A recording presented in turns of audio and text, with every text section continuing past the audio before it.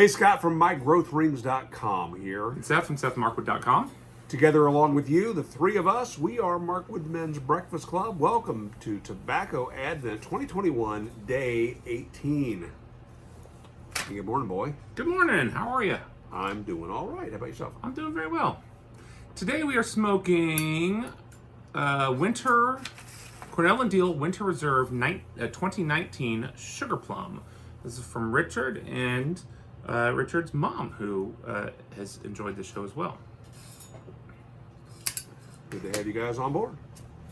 And actually, we've smoked a couple tobaccos now from Richard and Richard Bob. He has good taste. Question. Sitting here waiting for something to happen. Our question of the day is, what skill do you think everyone should have? So I'm pretty sure that we have answered this in the last year or two. And then I think we talked about critical thinking as a skill and maybe just communication generally. Those things definitely, for me, hold true.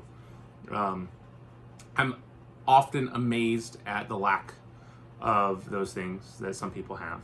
Critical thinking ability, capability, and communication skills. What are you trying to say? Well, I'm trying to be subtle here, but I need more communication skill, I guess, to achieve that. But going a little bit more, I don't know, traditional, I think everybody should have the skill of learning how to build and tend a fire.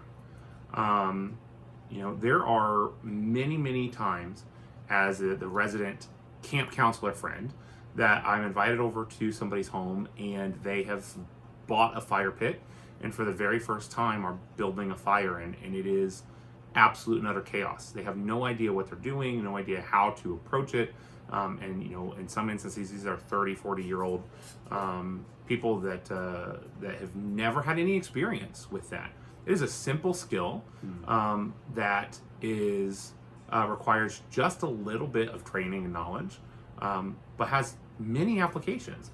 Not just camping and wilderness, but survival applications. There's also, if you want to host people over in your new fire pit, but you buy logs and don't know anything about starting a fire, and that logs don't just burn easily without extra help. That is something I've run into before. I have gone to parties where people are planning on having a fire for 5 hours that evening, and they bought one bundle of firewood, and they have no frame of reference to know that that's going to last them 20 minutes. The logs are all this big, right? And it's going to last 20 minutes, and then what? Simple skill, but I think that's something everyone should have. All right, very good. Mine, you will know this from personal experience in your life. I think everybody should know how to repair and replace a toilet. So I mentioned days ago about needing to replace wax rings in the new house. By the way, the new house that we took possession of 2 days ago. Yeah, congratulations on that, by the way. Thank you very much. We've not moved in, but we now own it. Well, I am that's out exciting. of town on moving day, so. Well, okay, we're putting it off. When are you back in town? I'm out of town then. Yeah, this is like one of those rolling trips. Yeah. Oh, okay. Yeah. Toilets are one of those things that really aren't that complicated. There's just a few basic components. You got a valve that turns on when the water is low in the tank. You got a flapper that is going to release the water from that tank. And that's why, by the way, the water in that tank is fresh water. Yeah. Okay, back of the toilet, there's no sewage back there. That little flapper is going to release the water down into the bowl and push the water and the waste on through the toilet, right? The traps in the toilet. And then beyond that, you got a wax ring. And I remember the first time I took a toilet out, in my imagination, I was going to pull the toilet out and it was going to be an outhouse. And I was shocked at how clean everything was because, by the time things are moving down through that piping, they're moving on through. So I'm not saying that you're going to want to eat off it, but it's not as disgusting as you might imagine.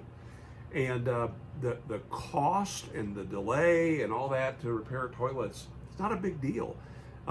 Early on when Seth was a little kid, we had a toilet that just would flush very slowly, and I'd plunge it, and that would help it for a day or two, and then it would flush slowly again. And finally, I realized, okay, something is down inside of this toilet. Took it out and found a toothbrush, and that toothbrush was just hung up, and it would then catch things that would Right. keep the water from flowing past. It was a fix that was that Yeah. cost me a half hour of time and really no money, Yeah. and I'm back in business. Yeah. But so many people, I've been in homes where, oh, that toilet doesn't work. Why not? Why doesn't that toilet work? Yeah. It's not a big deal. Yeah.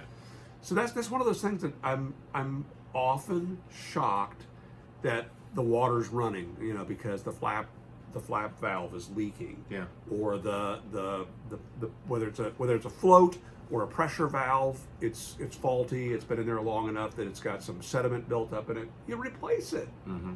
At the most, it's a $20 repair job. No reason to put it off.